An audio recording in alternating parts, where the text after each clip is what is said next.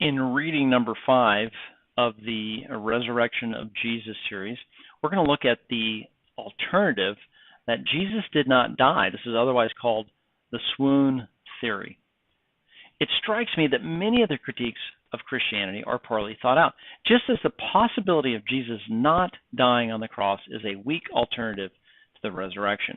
Get excited, because as we dig just below the surface with our students, we get to see the absurdity of this possibility.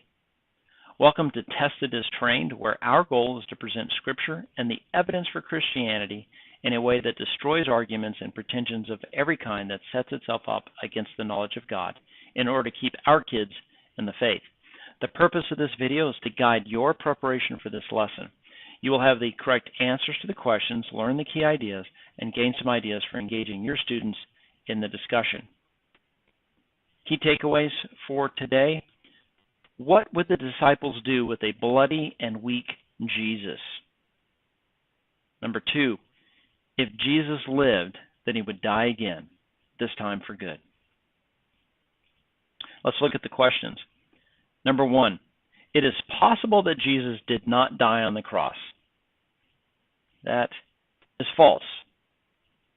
Number 2, Jesus was buried in the tomb, but later woke up and moved the rock away from the inside. That also is false. Number 3, if Jesus did not die in the crucifixion, he would be very bloody and weak. That's true. Number 4, if Jesus appeared to the disciples after surviving the crucifixion, he would die sometime later. True. These questions, like we do in every lesson, just setting up the great key points that we're going to come out in the reading that point to the absurdity of the alternative in this case. Some of our possible exercises and examples.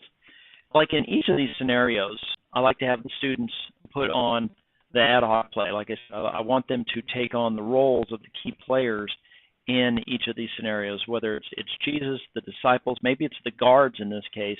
When the rock gets rolled back by Jesus, what happened to the guards? What's going on with the religious leaders?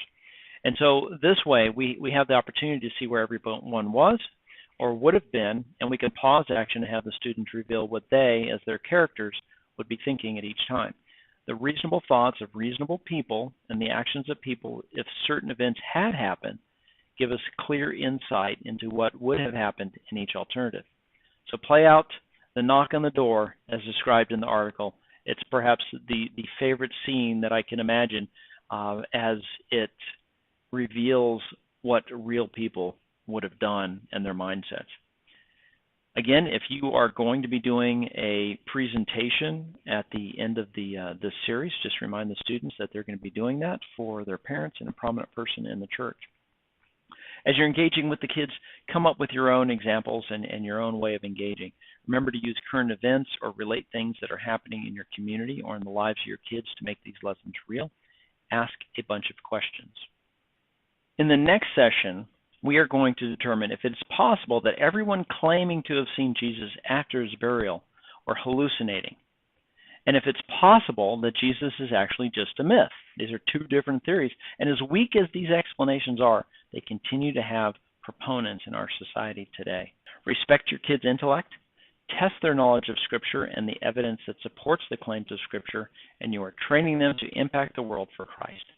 I speak and train extensively on the topic of properly training our youth, and I'm happy to consider engaging with your organization too.